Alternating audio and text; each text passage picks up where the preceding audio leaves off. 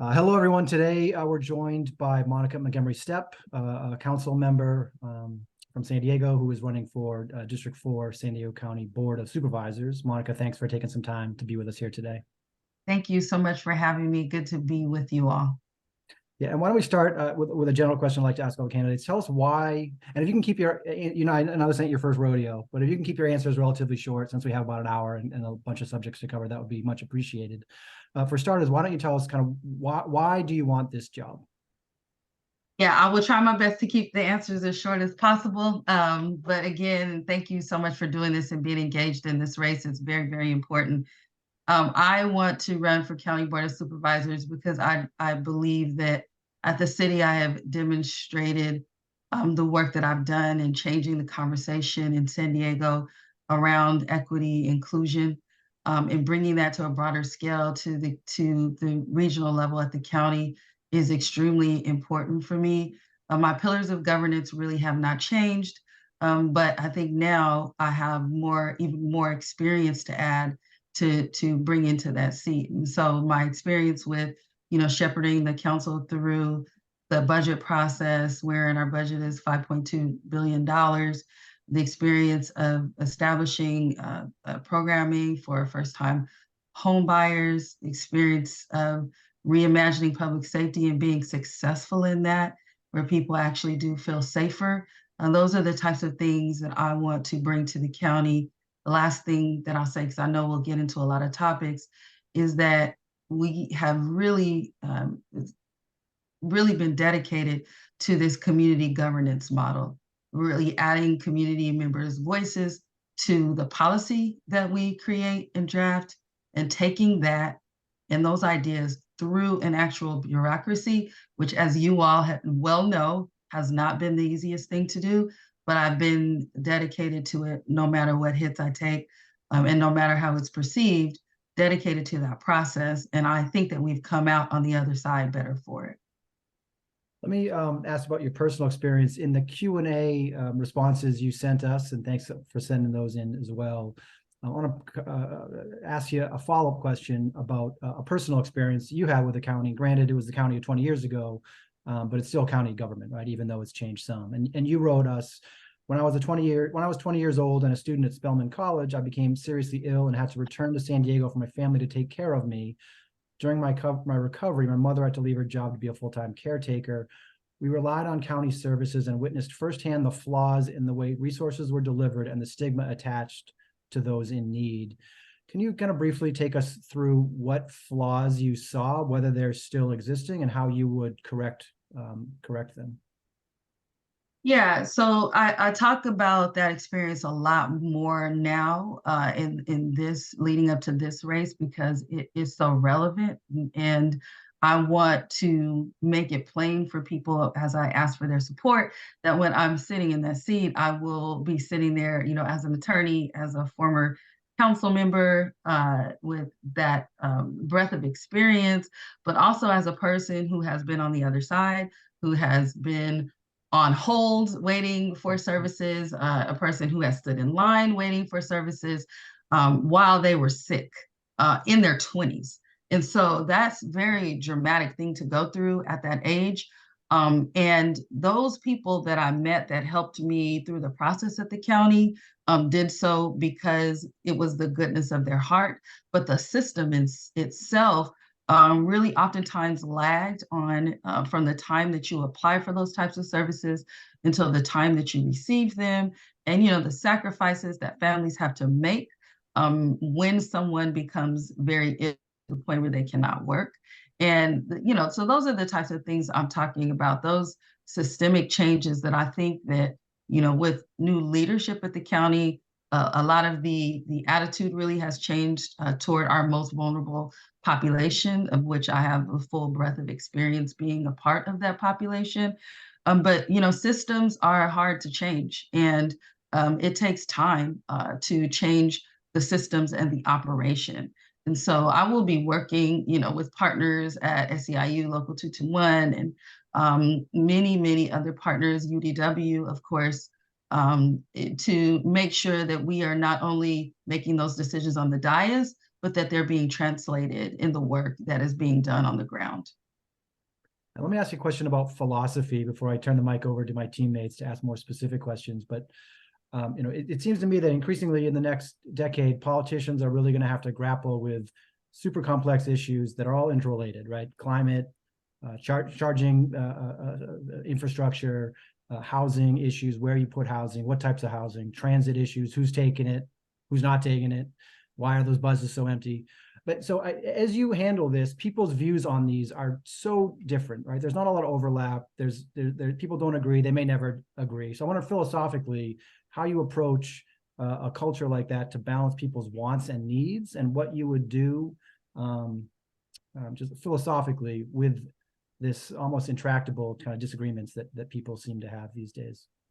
Yeah, such a great question. And it is really defining the time that we're in right now. And I think why I would be really good in this seat, because we are embarking on decisions that are going to impact, this region for the next few decades. I believe that my service at the city has shown that I can tackle controversial issues. I actually am able to get folks on the same page with a lot of those issues because I'm an active listener. So I have a very strong value set, which is apparent, right? But I also have really been intentional about listening to people and their perspective and their experience and why they see the world the way that they do. So I know that may sound a little mushy in politics, but politics is people. And the decision makers really is important for decision makers as much as possible, even if they're not on the same page, to understand each other, because I think that makes for better policy. So philosophically, I am an active listener. I have a strong value set that's shown by my list of supporters. I also have experience. Not only will I say I can do it, I have experience of bringing people to the table that would not normally be at the table. And that is referenced in a lot of the policy initiatives that I've championed over the years. And that certainly won't stop, because I think that is who I am just as a person. Thanks, Monica. I appreciate it. Thank you. So I wanted to ask a few questions about homelessness. In light of the encampment ban, it seems like the homelessness responses among the different cities has become increasingly fragmented. A lot of different approach happening simultaneously. So I wonder, what will you do to foster more regional collaboration with local governments, particularly when it comes to homelessness? That's a great question, and I completely agree with you. I think that although we could use so many more resources all the time, we do have quite a few resources, and the coordination is what really is missing, even within, I would say, the city of San Diego, out broader to the county. The county, I know, I want to be clear that the county is doing a lot more coordination than they have done in the past. And so that is a good thing. Coordination is certainly not easy, but me having been in these seats and serving on these different regional boards, having to work with, cities like Santee and La Mesa and Carlsbad, and Escondido and Vista, that regional coordination is extremely important. Now, I will say this: it is not just us getting in a room and talking. It is about having the appropriate people in the room that can assist us with how our systems integrate with each other. How are we counting folks that are unhoused? How are we counting the beds that are available in real time? How are we counting the resources and services that we would ultimately want to shepherd people towards? That is the type of regional coordination that we need, and we have to do the hard work that may not be in the newspaper and that may not be in a press release, that is allowing us to integrate the systems that we are using so that we can make decisions in real time, and decisions that are relevant and that are actually putting a dent in the problem. I'm looking forward to digging in and doing the hard work that is required for regional collaboration and coordination. We have a lot of folks and partners at the table that are willing. I think just bringing another level to it is what I would offer to all of our partners, and something that I'm looking forward to doing. Thank you for that. I have one more question about homelessness. Obviously, it's not just homelessness. There's also a mental health crisis and addiction that are being tackled concurrently. So I wanted to know, do you support a housing first approach, or do you think that services should be mandatory to be able to access certain things? Well, I support housing first. Services are extremely, extremely important, but I think sometimes we underestimate the mental toll that it takes on a person to just not even have a home to put their things in, or to lay their head. And so I think that in and of itself, it perpetuates a shift in a person's mindset of just having a comfortable home. But I want to reiterate, services are important, and we cannot allow folks to, especially when we know and they know that they may be suffering with these various issues that we talk about. And we are not doing all that we can to provide them with what they need quickly so that they can then become independent. And so housing first is a model, that I stand by. I do believe that wraparound services are extremely important. We have, just as a quick aside, have incorporated wraparound services, program that I champion at the city, the No Shots Fired program around violence and gun violence.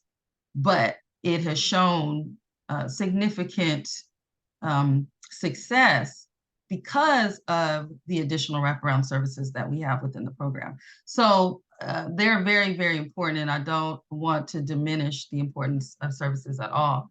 But also housing is extremely important.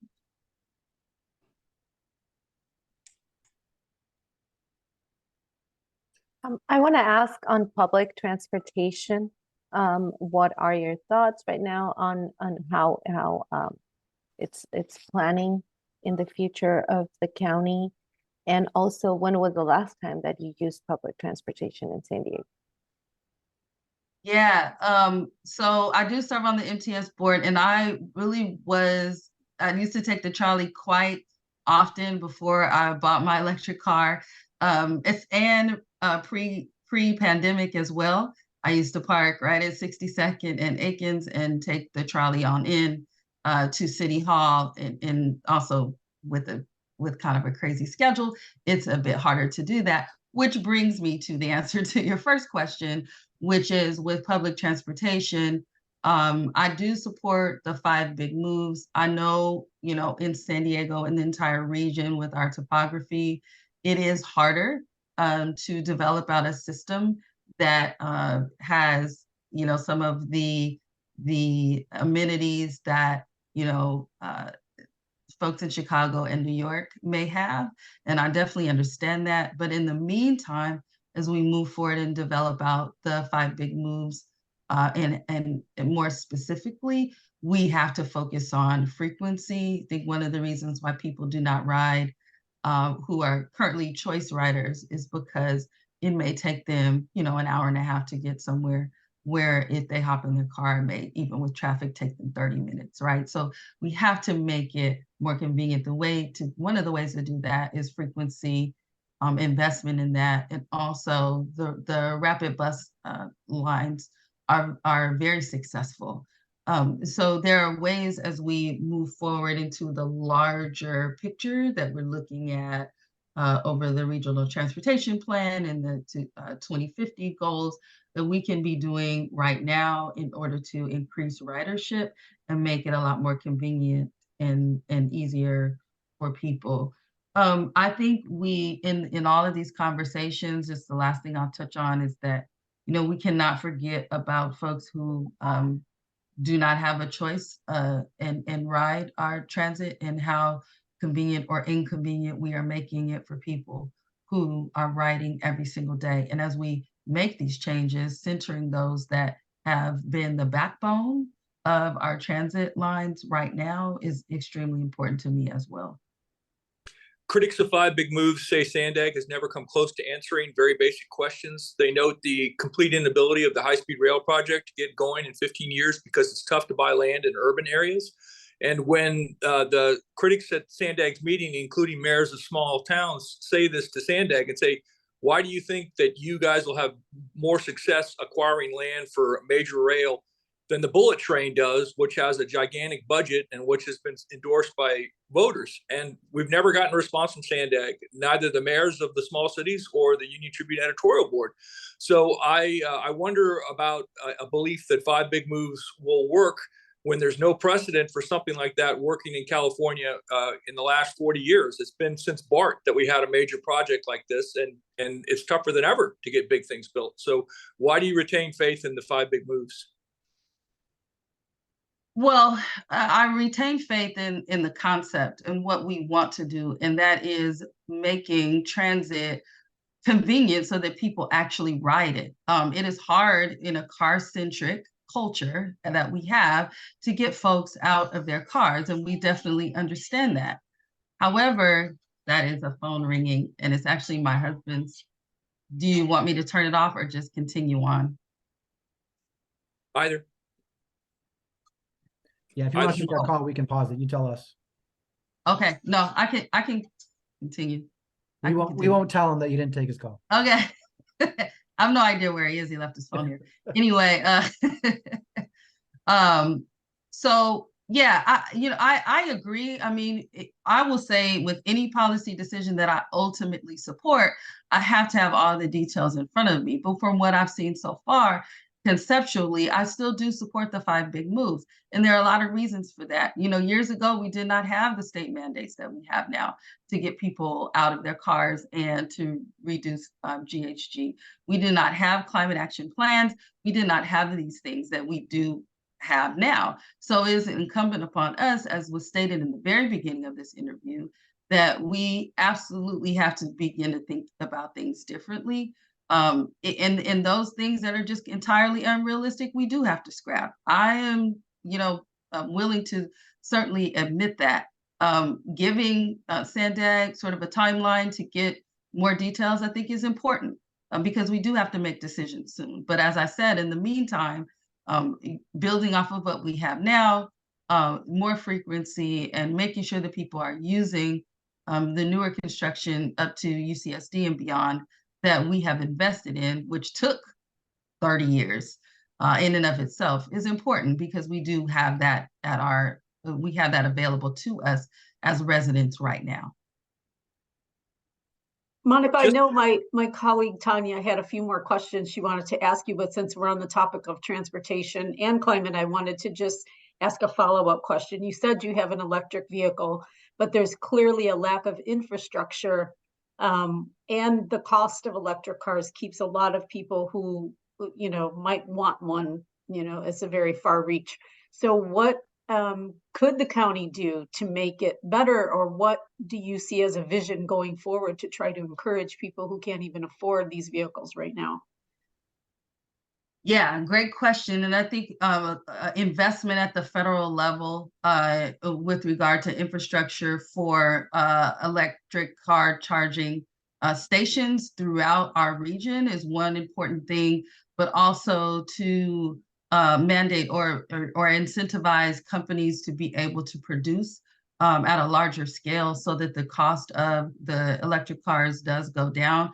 It is important. There are two sides of the coin there in making sure that we're still caring for and considering some of the environmental concerns that have been brought up around electric cars, but also we have to be able to tap into money from the feds and the state government in order to build out that infrastructure, because without that, it will become another equity issue where people who have homes, garages, set up solar and all of those things would be able to tap into buying an electric car more than those who may not have all of those amenities at their disposal.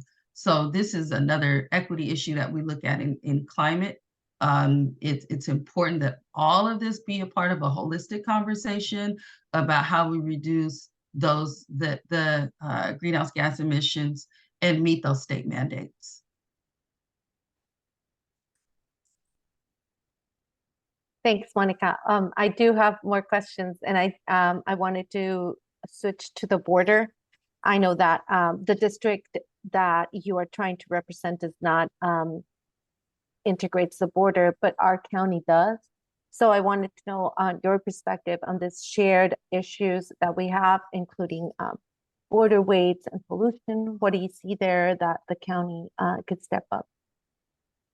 Yeah, and I know that the leaders of the South Bay have been working so hard with the federal government to receive the $300 million as an investment to a lot of the issues, especially in Imperial Beach. And there was a disappointment to know that half of that money would be used for maintenance, deferred maintenance, as opposed to building out the project in the way that it was originally thought and planned for when the ask was made to the federal government. So, you know, I stand with our leaders in the region and what they are doing, making it a top priority to get the things that we need. I also just know that, you know, this is a regional issue. It has come up in every forum, especially around environmental concerns. And so it is the responsibility of all of us to make sure that we advocate on behalf of folks that are living with this in the South Bay. It's been way too long, and I'm glad to see all of the work go into getting the $300 million. But as we can see, that will not be enough to alleviate the issues and the problems that we are having. So just continued advocacy, continued support for the leaders that are on the ground there. And also, you know, whatever is needed, I'm there to stand with them. Thank you. And also, what message would you send to people that is in District 4 that cannot vote, either undocumented people or refugees without a status to vote in this election? Well, you know, this is the nation that has had open arms to everyone. This is a nation that is known for its opportunity. And I do believe that every person is a human being and should at least have access to the rights that Americans have access to. So I will continue to stand by that. I've supported various anti-hate resolutions, pro-immigration policies and amicus briefs that we have been a part of as the city of San Diego to a lot of the larger issues that are going before the higher courts, because I truly believe that is at the core of this country. Now, I will say, you know, that everyone comes in with a different experience. I have served on the reparations task force for the last 2 years. You know, that has specifically been, you know, dedicated to the conversation around what the eligibility requirements of descendants of enslaved people who do have different experience here. But I think that that is what is America, and we have a responsibility every day to be who we say we are and to make it work among all races, genders, ethnicities, national origin, whatever it is. Last spring or last winter, before Nathan Fletcher's flameout, he and the other Democratic members of the board were interested in choosing Cindy Chavez, a union activist from north of Los Angeles, to be the county's chief administrative officer. And that struck many veteran county observers as a kind of a striking act, because the CAO has always been a technocrat who doesn't have a strongly, specifically political background. And Cindy Chavez is a very much admired person, but she's from the politics world. She's a union organizer and a Democratic activist. And so there was concern among Republicans that this would be the equivalent of having a sixth board member, having a political activist with such a key role in the county bureaucracy. Would you be comfortable with having a politician or someone with a political background as the county's chief administrative officer, or would you prefer the standard model of using a technocrat with lots and lots of management experience? So first of all, I just want to say, because there are a lot of assumptions wrapped up into any answer that I would have, because I have not been through an interview process. I have not seen the competition. I've never talked to Ms. Chavez before. I have not talked to the board members before. So I cannot even assume, parts about her personality, right? Because, or anyone else that has been involved in this, because I have not been involved. So I don't want to go too far in saying anything particularly about Ms. Chavez. What I also will say is that because a person has been involved in the bureaucracy, which I do value and I think is very important, does not mean they're always the best person for the job, and vice versa. Because a person has been a politician does not mean they're always the best person for the job, right? I don't know, because I don't know how this was presented, and I don't know how the decision was made and what credentials were presented. That I do not know. I do, based on my experience, and I've expressed this to everyone, I do think operational experience is important. I don't think it's the be all to end all, but I think when you're going into an entity that has an $8.1 billion budget, it's important to understand how operations work, because it is different than the political side of things. That I do know, and the last 5 years have taught me that. However, I again don't know about the process enough to know have a comfort level or not. So I would be asking more questions if I were elected to the seat, certainly. Thank you. The board recently voted to allow staff to review the community reinvestment funds rather than have it fleshed out in public meetings. And I just wonder, does this sound like the kind of thing the board should be doing with this money? What would your commitment to transparency be on such matters? That's a good question, and I think the commitment to transparency that I've shown at the city council is large. We do have much smaller discretionary funds, but they all are on an agenda to get voted on by all of the city council members. So sometimes we may have 20 different agendized items that show the public where those dollars are going, and I don't think that there's anything wrong with that. Now, I don't know the reasoning behind the decision that the Board of Supervisors made. I do know that what we do at the city, I believe to be a transparent process, and that that should continue on whenever there are public dollars involved with these separate amounts. What about the ethical questions raised about having a politician have funds that he can control or she can control that can go specifically to groups whose political support the politician covets? It just seems like a perversion of the process to give politicians specific money that they can distribute in ways to maximize their political capital. And so that's something the editorial board has objected to for years. Do you have a concern about that angle? Yeah, and I think the council policy at the city that kind of governs this process is that we really are not even allowed to say that it comes directly from one particular council member. It may come from that fund, but it's still considered, a larger city council or city of San Diego contribution, and not just one person, because there is a fine line, between using public dollars to somehow elevate those, that you either are close to or have supported you or what. And this is not a personal attack or anything against any of the County Board of Supervisors or anyone, that is sitting in elected office. But I do think that even if there is no ill intent, that, the best way to go is usually just a transparent process. That's usually just the best way to go, because oftentimes there's nothing really being done that is wrong. But when we don't shine the light on it, then it allows members of the public, rightfully so, to make different narratives about that funding. And they're still public dollars, and we have to keep that in mind. The supervisors used to be considered very fiscally conservative, keeping guard of that credit rating and making sure our reserves were pretty high.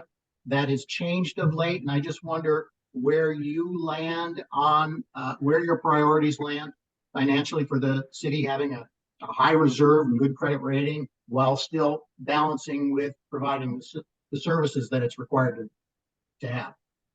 Well, I think, as I mentioned as an answer in the questionnaire, is that, yes, the county is extremely conservative, but even with the more conservative advice with regard to best practices in this area, we're still about $1 billion over what that conservative advice would be to keep a good credit rating and have an appropriate amount in reserves in the event that we have a recession and we need to hold our service levels at a place where, folks can still retrieve them.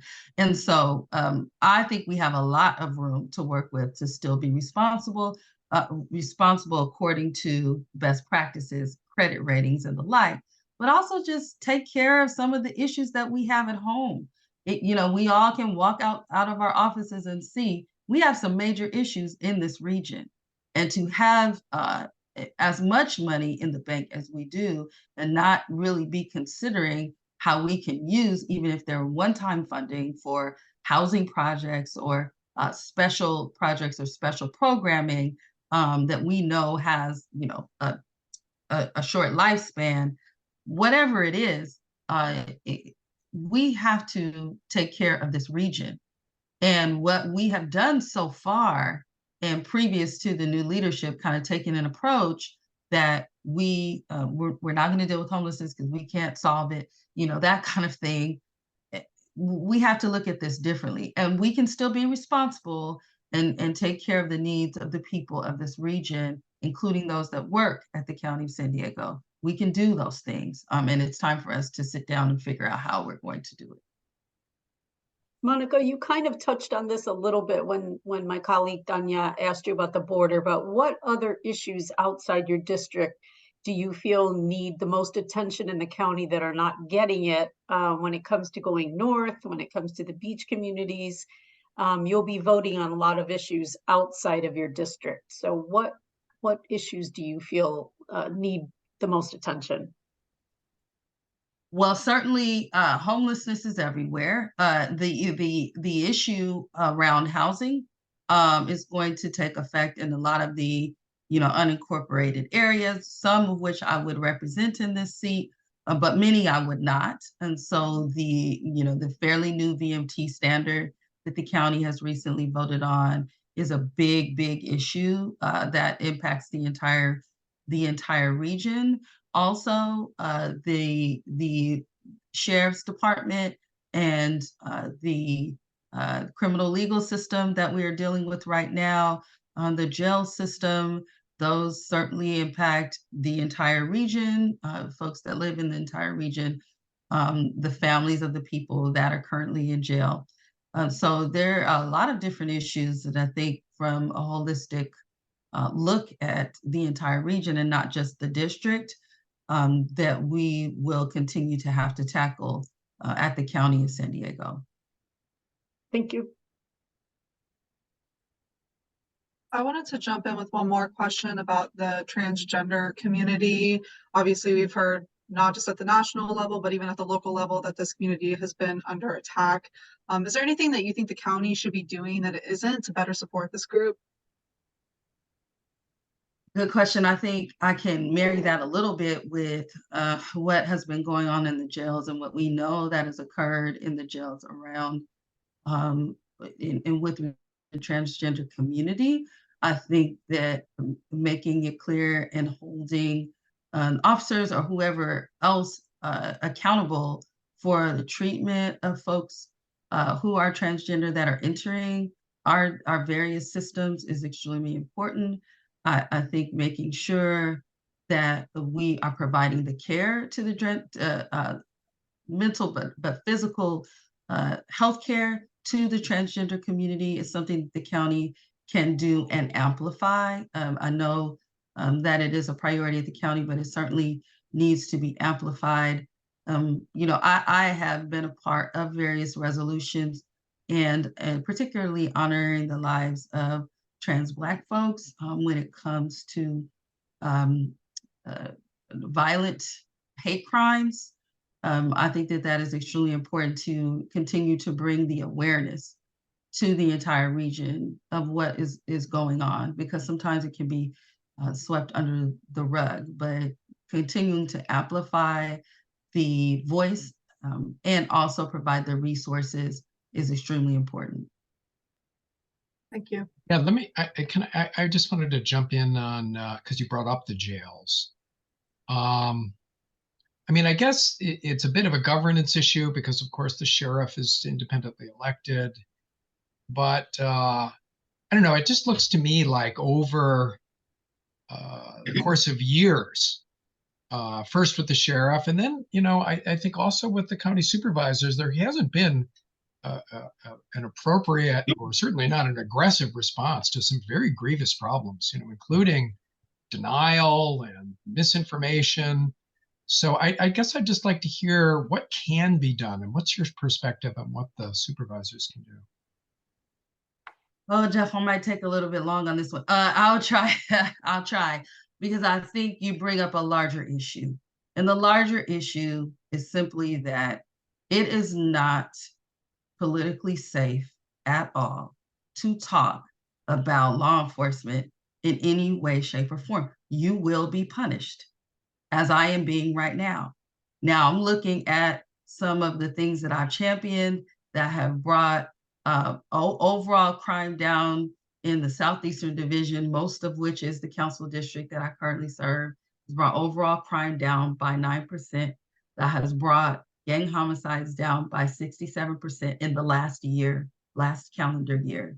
I have never voted against a police budget. I've been very vocal, but I've never voted against a police budget. I have supported recruitment efforts. I've supported lateral bonuses. Most of what I've supported officers being able to get down payment assistance for homes within the San Diego County. I've supported all of that, but because I dare to hold law enforcement accountable, I am being punished for that. So the answer is, yes, there is a different structure at the county.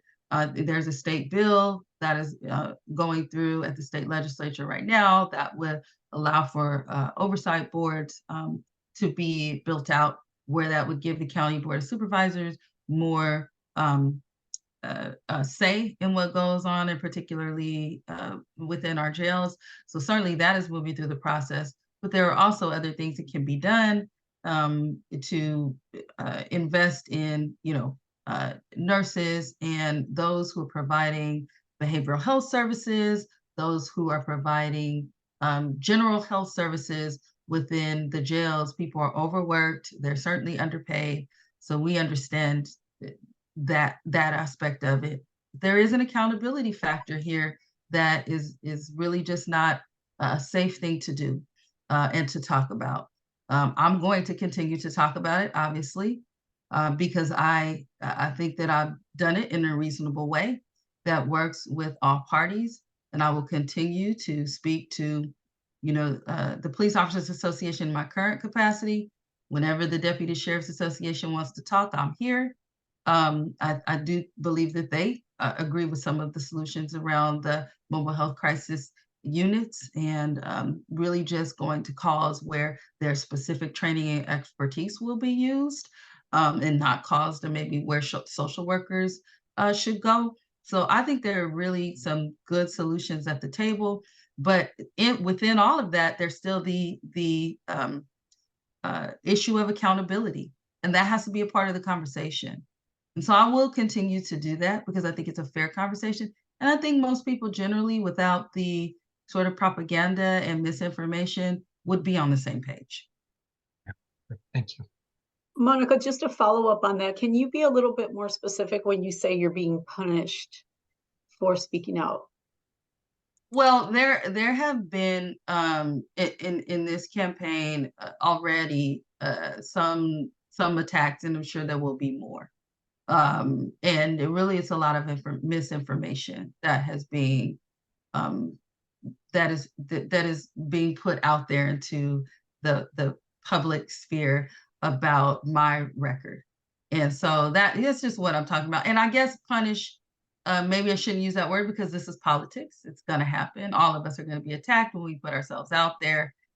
It's just unfortunate that it's so far beyond truth that, that I guess that's the part that I have an issue with. So I would say that there is a concerted effort to showcase my record in a way that is misinformed when it comes to law enforcement and building trust between community and our law enforcement agencies. Thank you for clarifying that. On the sewage spill issue, County Supervisors Vargas and Lawson Reamer have taken the lead in a way that a lot of people have been waiting for years and years on this issue, urging a sewage emergency be declared. But it's been striking to see the quietness of the most powerful Democrats around in California on this. The governor won't weigh in, and we've asked him repeatedly. And the mayor not only won't weigh in, Todd Gloria told me that he considers Biden's response on sewage to be phenomenal. So I know this is a larger issue, but it's one that the board that you seek to join is finally engaged on. What is it going to take to get a unified position among the state's most powerful politicians that San Diego's nightmare must end? Well, we have to continue talking about it, talking to each other, in order to get everyone on the same page about it. But at the end of the day, I think that the Board of Supervisors, Chair Vargas and Supervisor Lawson Reamer, are doing what they believe is right, and also what I believe is right, especially because they're at that regional level. And I know that they will continue to bring their colleagues along. I cannot speak for the governor, nor can I speak for the mayor, but I am glad that the county is being involved at the level that they are. And I think that we will see and reap more benefits from their sacrifice of speaking out on this and being persistent about it. Thank you. Have you been down there, Monica, to see what the beaches look like when they're really bad and when they're closed, or? Not for that purpose, no. Not recently. I've been down there a couple of times when I served in the San Diego Community Power. We did have some meetings down there, and also, just separate issue, but my visits to Friendship Park, which is not exactly the same. But other than that, not recently. I certainly understand the issue from hearing from my colleagues, but I haven't been down there recently since I've served on the San Diego Community Power Board to, just get caught up on the issues. And I know Tanya asked you about the border, but since you just brought up Friendship Park, when is the last time you have been down to the border? How often do you get down there? For what reasons do you go down there? It is usually for work. And I had to think the last time that I went to Friendship Park, post-pandemic, but I'm just thinking maybe about 6 or so months ago, down there. And I know that there at one time where different faiths were coming to practice their faith and show their solidarity at some point, which I was a part of. But I do love it, and wish I could get down there certainly more. I just, right now in my capacity, it's just been a busy 5 years, but whenever I can get down there, I try. And a quick follow, you mentioned you just bought an electric car. What kind of car did you buy?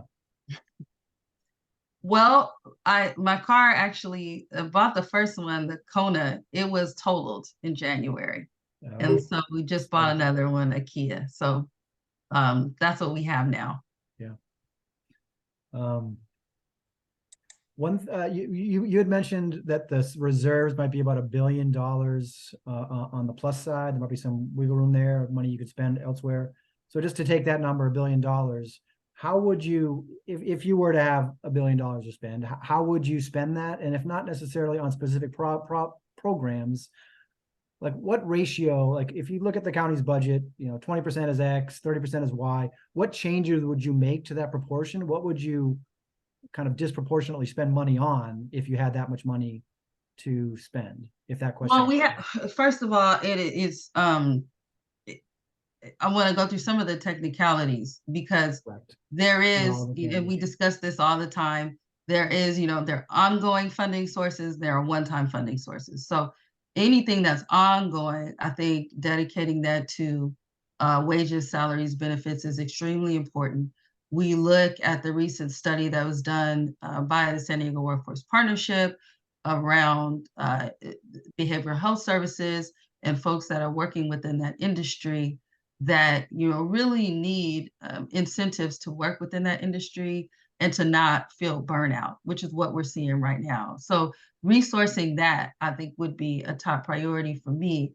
But again, we have to understand like the type of money that we're working with so that we're, making the appropriate decisions that, if you spend one-time funding on wages, salaries, benefits, then you have to make up for that if that's not a recurring funding source. So, we could go into the current budget and look at, some one-time funding that is being used there and, change that to be funded by ongoing sources so that we can free up additional reserve.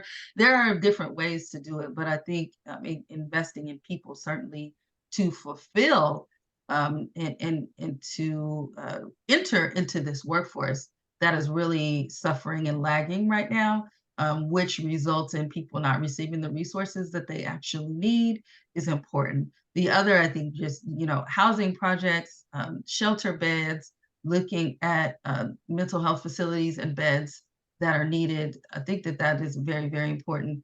And, there are some very important CIP projects, especially in the unincorporated areas that folks have been waiting on for a really, really long time. At the city, we were able to deliver quite a few projects that people have been waiting decades on. And so that experience as a current city council member, which essentially I would be for unincorporated areas, is important too. And open space, parks, making sure unincorporated areas have what they need is important as well. Do you have specific locations in mind within your district or what would be your district for where affordable housing could go? I mean, a lot of people say we need more housing, but then they're not really sure where it goes. Like, do you already have ideas in mind of either generally or specifically what types of locations you'd look at for more housing? Well, I still believe that as a fair housing issue, we need more lower income housing in higher resource areas. And so I will continue to promote that across the supervisorial district. I think it's extremely important. With the new VMT standards, of course, the push is toward building a bit more density in the more urban areas, which I think is still important. I also want to make sure that we are leaving home ownership opportunities available specifically for young people and for people of color who have not otherwise been able to engage in the market that way. So there is a lot of work to do, but high resource areas and affordable housing is something that I'm very, very passionate about. I think that it is in line with fair housing. And I think that the city will be all the better for it. Last thing I'll say is I'm looking forward to re-engaging in the conversation at the county about inclusionary housing and zoning around inclusionary housing. All around the world, people are using prefab housing that is way stronger than it used to be to put a housing quickly. In Japan and Britain, hundreds of thousands of units have been relatively quickly installed, and you can get a 1,200 square foot home for $40,000 or $50,000. It's prefab, ready to build, and will withstand earthquakes, stuff like that. But in California, these proposals have never gotten anywhere. They're opposed by Democrats who have ties to construction unions, and they're opposed by Republicans who have ties to building companies. both because they would take the profit out of housing. And so to me, this is like the unspoken part of the housing dilemma in California that no one ever talks about. The fact is that there are alternatives, but they're politically impossible. Is this an issue that you think that the county board can address, or is just the opposition on each side because of their political ties just too strong to overcome? I don't think opposition on political sides is too strong to overcome anything. And I'll tell you why. Because I do think no matter who you ask, they will say, we want to house people. We need to house people. Whether it is a moral issue for folks, whether it is a financial issue for folks, whatever it is, I think that we can all be on the same page with that. The problem is oftentimes we will approach these issues with very strong assumptions about who's on the other side and what they think. And that is the one thing that I will bring to the table, that I don't make those assumptions. I believe in having policy conversations about facts and about possibility and about hope, because we cannot continue to sit in our corners and just assume that someone on the other side does not agree with anything that we agree with. That is something that I've been able to overcome, and I will continue to do that. I know that there, are strong opinions on each side. I know also that folks want to solve the problems and the issues. And so if we sit down and have factual conversations that are not convoluted by assumption, then I think that we can really, really, really make a difference. We have some really good-hearted people serving this region, and we have good-hearted people that are living here and are engaged in these processes. And so I'm very hopeful, actually, about the future. And I do see what you're talking about as a solution. Thank you. We could Correct me if I'm wrong, the county, go ahead, Andrew. The county doesn't actually have homeless shelters per se. It's got some lots and things. Should the county be setting up official homeless shelters, or is it not considered a health problem and thus doesn't fall under its purview? That is a good question. I know that we work with service providers to ensure that work is being done. So technically, the city through the Housing Commission and Housing Authority do that work.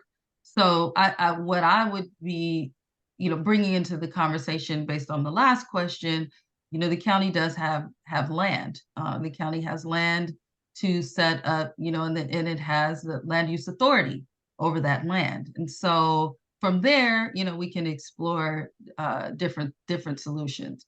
But the county does, work with the hospitals, the psychiatric hospitals and the like, to provide some of the things that are needed as we resource out to our communities that are most vulnerable. But the land use authority for those unincorporated areas, I think, would come into the conversation at that point. We could probably talk about jails for an hour on its own, but I did want to ask one follow-up question there. Jeff kind of touched on it, and you did as well in your response, but obviously Kelly Martinez is elected on her own to manage that department, but the supervisors controls the budget of the sheriff. So there is some, I don't know if you want to call it room for negotiation or some potential tension that has really never materialized, right? The supervisors really haven't cracked down, with some exceptions where they were talking about nursing and bringing in kind of some more health officials, health experts to help this unbelievable number of jail deaths. But given that kind of backdrop, I'm curious on two policy issues specifically what you think. One is whether drug sniffing dogs should be used on staff at the jails, in addition to kind of how they're being deployed now, which is haphazardly on visitors. And do you think that the sheriff should be releasing more details about the deaths themselves? So certainly yes to your second question. Absolutely. We've talked about transparency throughout this entire interview. And I think that there is, no discrimination there, right? Those things should be available. Of course, there will be certain redactions. There are certain legal things that we would have to clear, but that information certainly should be available, especially to CLERB. To the first question, I know a little bit about this, and I do think, generally speaking, there should be some sort of accountability structure for anyone that is coming in jails, whether they're working, visiting, or they're, they're there as an incarcerated person.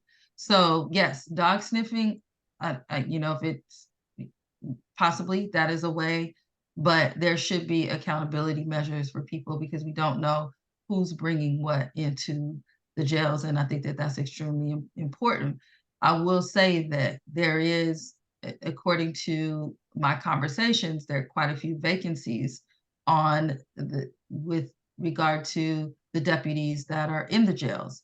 And so we have to look at that too, because it's a role that has to be played. But it does not forego accountability. It absolutely does not. And the issue is that these things are being brought into the jails. Whoever they're coming from needs to be accountable for that, period. How would you assess the job that Kelly Martinez has done since assuming that position? I want to sit down and talk to Sheriff Martinez before I, say anything to the U-T Editorial Board. We haven't had an opportunity to talk, and I see all people as human beings and generally good folks. So I would like to sit down and talk to her. I appreciate that. We're almost at time. Does any other board member have a follow-up question or another question on a subject we didn't cover?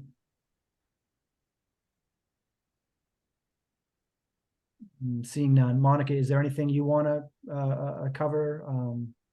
Last thought, or if you want to reconsider your assessment of Kelly Martinez, now is your time. Yeah.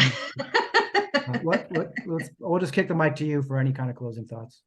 Well, I just appreciate your time and everything that you all do for the region and keeping us informed about the most important issues. There's so many of them.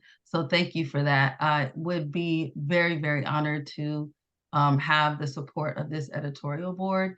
Again, it really took me over the top back in 2018. You took a risk on my campaign then, and I really do appreciate that. And I'm hopeful that we can get that support this time around based on just this being our time to really do what is necessary for this region and having the personal experience and the professional experience to be well positioned to do some of the good things I think that you all have wanted to see for a long time, and continuing that work on a broader scale. So thank you again for engaging in this conversation with me.